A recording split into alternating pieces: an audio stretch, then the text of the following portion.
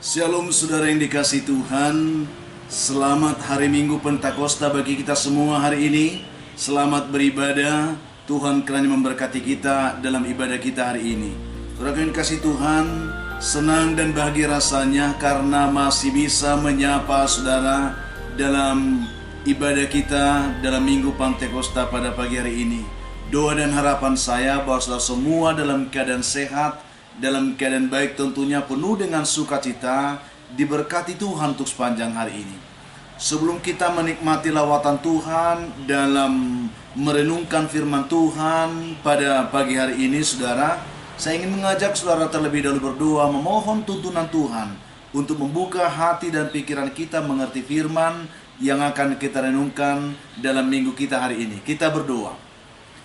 Kiranya damai sejahtera Allah yang melampaui segala akal, itulah yang memelihara hati dan pikiranmu dalam Kristus Yesus Tuhan kita. Amin.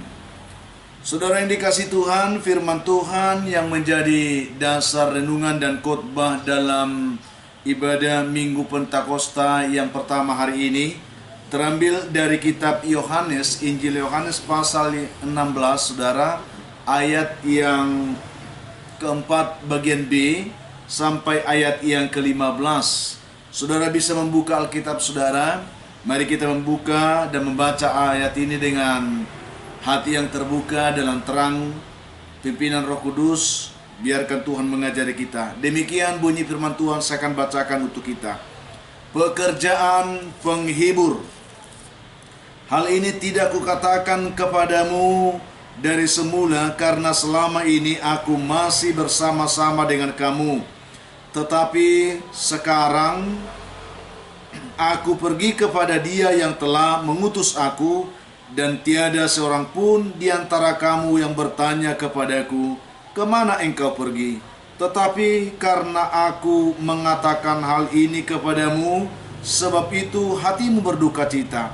Namun benar yang kukatakan ini kepadamu adalah lebih berguna bagi kamu jika aku pergi.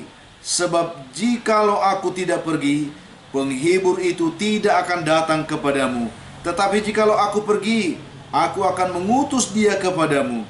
Dan kalau Ia datang, Ia akan menginsafkan dunia akan dosa, kebenaran dan penghakiman. Akan dosa karena mereka tetap tidak percaya kepadaku. Akan kebenaran karena aku pergi kepada Bapa dan kamu tidak melihat aku lagi. Akan penghakiman karena penguasa dunia ini telah dihukum. Masih banyak hal harus kukatakan kepadamu, tetapi sekarang kamu belum dapat menanggungnya.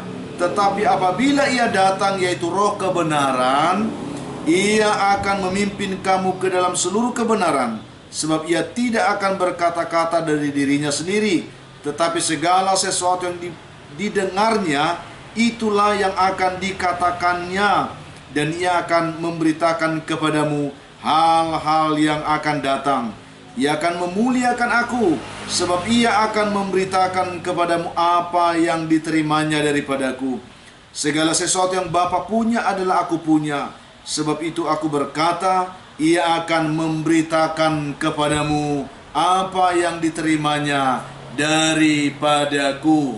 Demikian pembacaan ini kiranya dapat memberkati kita dalam persekutuan ibadah kita hari ini, saudara.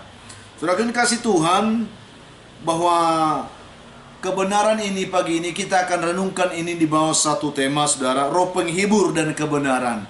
Itu yang diaturkan untuk kita angkat sebagai tema.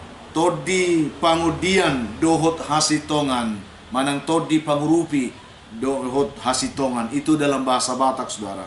Tema ini disampaikan kepada kita, saudaraku, sebagai peneguh iman, kalau saya katakan seperti itu ya. Karena bagi saya sebagai orang percaya, kita tentu memiliki ya banyak pergumulan. Tetapi dengan kita menerima tema khotbah kita pada pagi hari ini, kita diberikan keyakinan dan kita memiliki kepastian bahwa di tengah beratnya beban dan pergumulan kehidupan yang menimpa kita hari demi hari, dan dahsyatnya tekanan intimidasi musuh yang mendakwa kita dari waktu ke waktu, saudara, ya, kita diberikan kemampuan oleh Tuhan bahwa kita akan beroleh pertolongan, penghiburan, peneguhan iman oleh karena kebenaran firman yang kita terima pada pagi hari ini. Inilah yang perlu kita pahami sedikit tentang tema kita ini, saudara. Saudara yang dikasihi Tuhan, hari ini kita telah memasuki Minggu Pentakosta. Pentakosta, saudara, yaitu hari ke-50 setelah Yesus Kristus bangkit dari antara orang mati. Bisa dikatakan hari Pentakosta juga diperingati sebagai hari pencurahan Roh Kudus sesuai dengan janji Yesus, janji firman Tuhan bahwa Dia akan memberikan roh penolong bagi kita, yaitu roh penghibur, yaitu Roh Kudus. Juga hari ini kita peringati sebagai hari lahirnya gereja, saudara. Dengan turunnya Roh Kudus, maka Roh Kudus memimpin persekutuan-persekutuan orang-orang percaya sebagai satu tubuh dalam Kristus, yaitu gereja orang percaya. Saudara yang dikasihi Tuhan, lewat pembacaan teks khotbah kita ini, kita dapat menangkap bahwa ada suatu situasi sulit yang kurang dipahami oleh para murid tentang rencana dan kehendak Allah yang akan dilakukannya di dalam dan melalui kehidupan Yesus. Sesungguhnya para murid sampai pada saat Yesus berbicara kepada mereka, mata mereka masih tertutup, mata mereka belum dicelikan, mereka belum memahami sepenuhnya arti dan tujuan dari pekerjaan Kristus datang ke dunia ini. Hal ini terbukti ketika Yesus mengungkapkan kepada para murid ini, mereka semua tercengang, mereka semua terdiam, dan mereka semua kebingungan sampai Yesus menyentak perasaan mereka, berkata kepada mereka, "Dan tidak seorang pun di antara kamu yang bertanya kepadaku, kemana engkau pergi?" Karena sesungguhnya mereka tidak memahami hal itu. Sampai pada saat ini, mereka belum mengerti apa yang dikatakan oleh Yesus kepada mereka. Saudara yang dikasihi Tuhan, Yesus akan pergi, itu intinya. Yesus akan meninggalkan mereka. Sesungguhnya saudara yang dikasihi Tuhan, hal ini yang sulit mereka terima. Mereka tidak yakin, mereka tidak memiliki keyakinan sejauh itu bahwa Yesus yang mereka sanjung, yang mereka ikuti, yang mereka yakini, yang mereka percaya selama ini akan meninggalkan mereka. Mereka yakin bahwa Yesus adalah Mesias yang akan diangkat, dilantik menjadi Raja Israel, dan mereka akan menjadi orang-orang terhormat di antara semua orang-orang yang ada pada saat itu. Tetapi saudaraku yang dikasihi Tuhan, kita bisa melihat di sini mereka menyaksikan, mereka melihat bahwa Yesus sesungguhnya adalah Tuhan yang telah melakukan banyak kebaikan, yang telah melakukan banyak perbuatan-perbuatan ajaib, tidak mungkin akan meninggalkan mereka. Seperti itulah yang mereka pahami, saudaraku. Sehingga ketika Yesus berkata kepada mereka, "Aku akan pergi," mereka semua itu tidak mampu, mereka semua itu tidak siap menerima pernyataan itu. Sehingga mereka dikatakan, mereka terdiam, mereka membisu, saudaraku. Terlebih lagi pada ayat sebelumnya, Yesus telah memberitahukan kepada mereka bahwa mereka akan mengalami banyak pergumulan, mereka akan mengalami banyak penderitaan sebagaimana dijelaskan dalam ayat 2 dan ayat yang ketiga. Mereka terdiam mendengarkan semuanya itu karena mereka tidak tahu bagaimana mereka akan mampu menghadapi semuanya itu tanpa penyertaan Tuhan jikalau itu benar dilakukan oleh Tuhan. Mereka terdiam, mereka berpikir bagaimana semuanya akan terjadi, bagaimana kami bisa mampu menghadapi semuanya itu. Seperti itulah sehingga mereka berdiam, saudara. Bagi mereka, penyertaan Yesus selama ini adalah jaminan yang memampukan mereka dapat menghadapi segala persoalan kehidupan yang sudah mereka lalui selama ini bersama dengan Yesus. Keberadaan Yesus di tengah-tengah mereka merupakan kekuatan, merupakan jaminan kepastian langkah mereka untuk bisa memenangkan setiap pergumulan yang sudah mereka lalui bersama dengan Yesus. Saudara yang dikasihi Tuhan, persoalan kehidupan ya, bagi mereka itu Yesus merupakan satu-satunya jaminan mereka bisa menikmati kehidupan ini dengan benar. Sekarang mereka mulai berpikir, jika kehidupan yang kita jalani ke depan benar-benar seperti yang Yesus katakan, penuh dengan tantangan, penuh dengan penderitaan, Lalu dengan siapalah kita akan menghadapi semuanya itu? Apakah kita mampu dengan kekuatan kita? Seperti itulah mereka mulai ragu, mereka mulai khawatir, mereka mulai takut, dan mereka mulai bimbang dan tidak memiliki kepastian akan semua hal yang akan mereka hadapi. Tetapi Yesus dapat memahami keluh kesah mereka itu, walaupun hanya terungkap dalam hati yang membisu. Mereka tidak ungkapkan dengan kata-kata, sehingga Yesus pun berkata kepada mereka, menyapa mereka, menguatkan mereka. Dikatakan, adalah lebih baik atau lebih berguna bagi kamu jika aku pergi.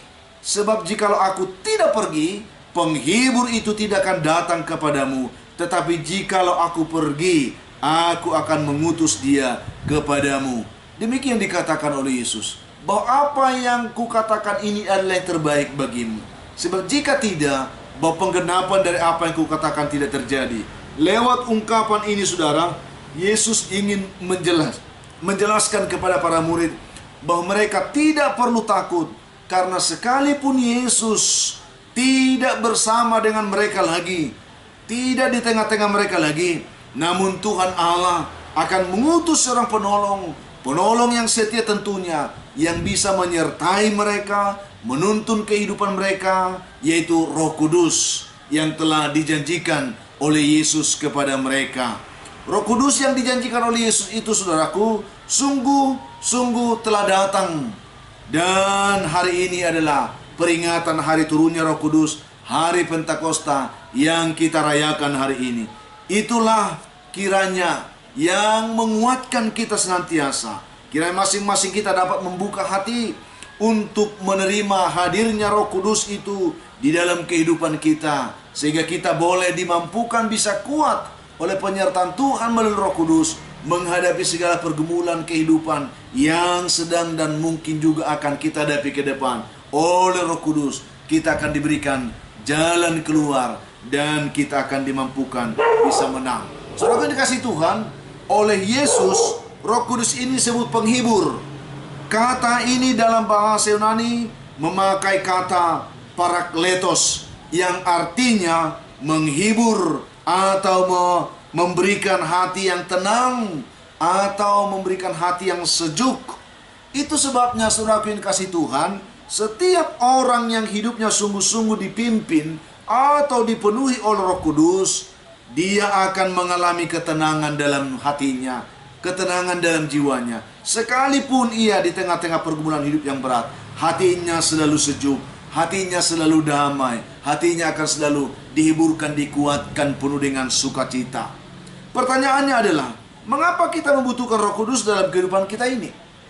Apa peran Roh Kudus itu di dalam kehidupan kita sebagai orang percaya?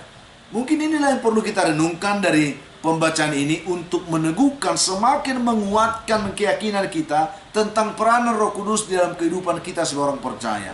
Ada dua hal yang ingin saya angkat bagi kita pada kesempatan ini. Kira Tuhan berkenan membuka hati kita, memberikan pengertian. Yang pertama, saudaraku, Roh Kudus akan menolong dan memampukan kita menghadapi dunia ini. Ini yang saya dapatkan, saudaraku. Kita bisa melihat di sini, setelah Yesus naik ke surga, persoalan terbesar sesungguhnya yang dihadapi oleh orang percaya hingga saat ini adalah persoalan dunia, saudaraku.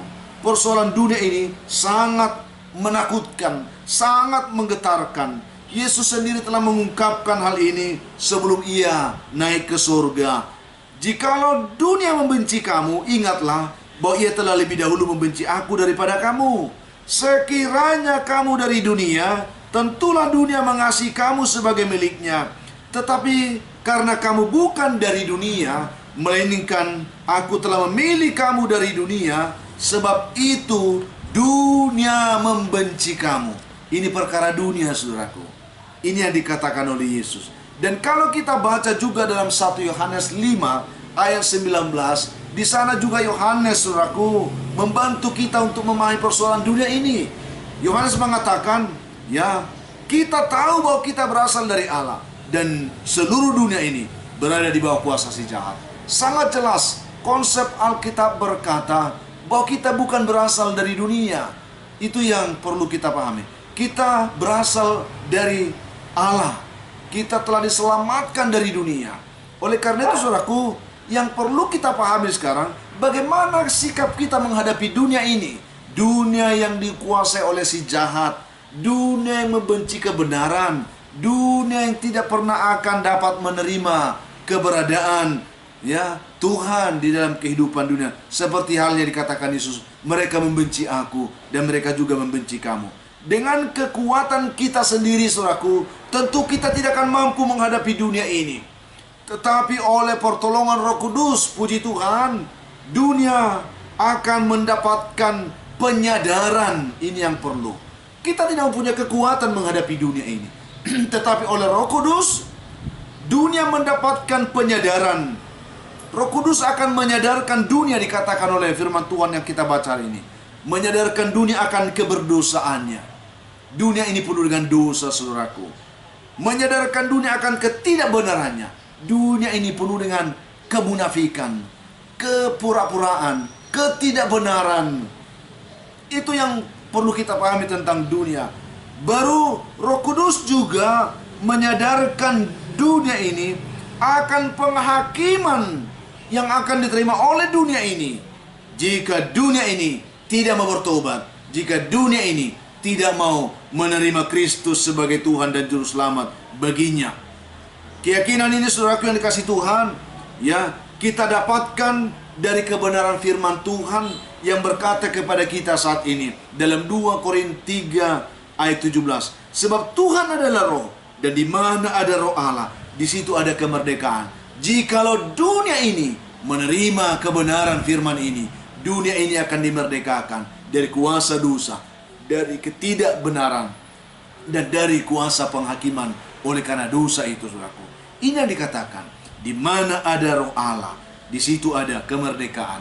Dan Roh Kudus sedang bekerja di dalam dunia ini untuk membebaskan dunia dari segala belenggu-belenggu kejahatan, dosa, kebinasaan, ketidakadilan, ketidakbenaran, dan penghakiman kekal. Ini penting bagi kita. Pentingnya Roh Kudus, karena oleh Roh Kudus kita bisa dimampukan oleh Tuhan menghadapi dunia ini. Kita tidak menghadapi dunia ini sendiri lagi. Ada roh penolong yang memampukan kita. Itu yang perlu.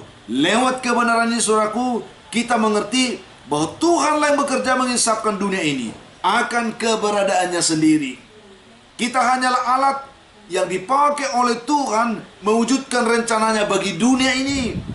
Inilah yang menjadi penghiburan dan kekuatan bagi kita dalam menjalani kehidupan kita di tengah dunia yang dikuasai oleh si jahat ini, saudaraku. Ini penting. Roh Kudus yang kedua, saudaraku.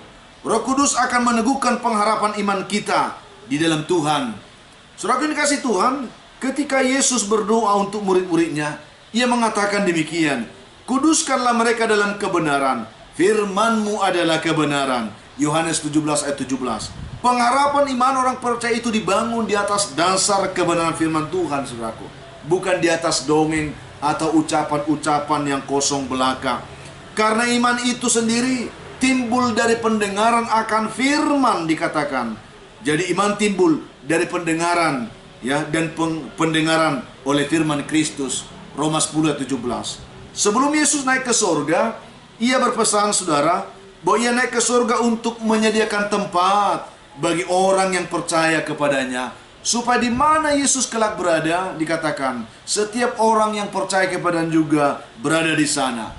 Untuk meneguhkan pengharapan kita akan penantian janji Tuhan inilah, kita membutuhkan pertolongan Roh Kudus, sehingga firman yang adalah kebenaran yang pernah disampaikan oleh Yesus ini oleh Roh Kudus akan selalu diingatkan dan disegarkan dalam hati dan pikiran kita. Dan jika kita menerimanya dan hidup di dalam firman tersebut, maka iman dan pengharapan kita pun akan semakin bertumbuh dan teguh di dalam Tuhan. Kita tidak bimbang, kita tidak ragu lagi menghadapi hidup ini. Saudara yang kasih Tuhan, sebagai kesimpulan bagi kita dalam Minggu Pantekosta hari ini, kita diingatkan kembali akan kebenaran firman yang pernah disampaikan oleh Yesus, bahwa Ia akan memberikan Roh Kudus, yaitu Roh penghibur, Roh penolong yang memampukan kita hidup lebih baik dan berkenan kepada Tuhan pastinya. Itu untungnya kita memiliki Roh Kudus. Lewat kebenaran ini juga kita diingatkan bahwa kita sedang berada di tengah dunia yang sedang dikuasai oleh si jahat ini. Tetapi janganlah takut, sebab kita mempunyai penolong yang setia, yang menyertai kita, yang menuntun kita, menguatkan kita, dan memberkati kita. Ia akan menuntun kita dalam menghadapi dunia ini, sehingga kita boleh berkemenangan di dalamnya. Apapun yang ditawarkan oleh dunia, yang selalu berusaha menggoncangkan iman kita, mari saudaraku, tetaplah kuat, bersemangatlah selalu, bersukacitalah senantiasa, karena Roh Kudus pasti akan menolong dan memberkati, sehingga kita dapat hidup dalam kemenangan bersama dengan Tuhan di tengah-tengah dunia ini. Sehingga Roh Kudus itu akan memampukan kita hidup dalam kemenangan senantiasa. Tuhan memberkati kita, saudaraku. Saya tidak tahu apa kondisi hidup yang saudara hadapi saat ini, tetapi yakinlah, oleh Roh Kudus kita akan dimampukan, dituntun untuk hidup dalam kemenangan. Tuhan memberkati kita. Mari kita berdoa. Tuhan Yesus, terima kasih untuk kebaikan-Mu, menuntun kami boleh mengerti firman yang kami dengarkan saat ini. Buka hati kami untuk menerimanya dengan pengertian sederhana. Berkati umat-Mu dimanapun mendengarkannya. Yang lemah dikuatkan, yang putus asa diberi harapan, yang berduka dihiburkan, yang berbeban berat diberikan kelegaan. Hamba doakan umat Tuhan saat ini yang sedang mengalami pergumulan sakit penyakit. Jamah mereka, ulurkan tangan-Mu, pulihkan dan sembuhkan mereka. Secara khusus hamba doakan anak hamba Tuhan juga yang masih dalam kondisi sakit. Jamah dia, tolong dia, pulihkan dan sembuhkan juga dalam nama Tuhan Yesus. Umat Tuhan yang sedang bergumul untuk pekerjaan, berkati mereka Tuhan. Bergumul untuk mencari jodoh, diberkati Tuhan. Bergumul untuk mengharapkan keturunan, juga diberkati Tuhan. Hamba doakan anak kami yang bergumul dalam pendidikan, berkatilah mereka semua dalam pergumulan ini.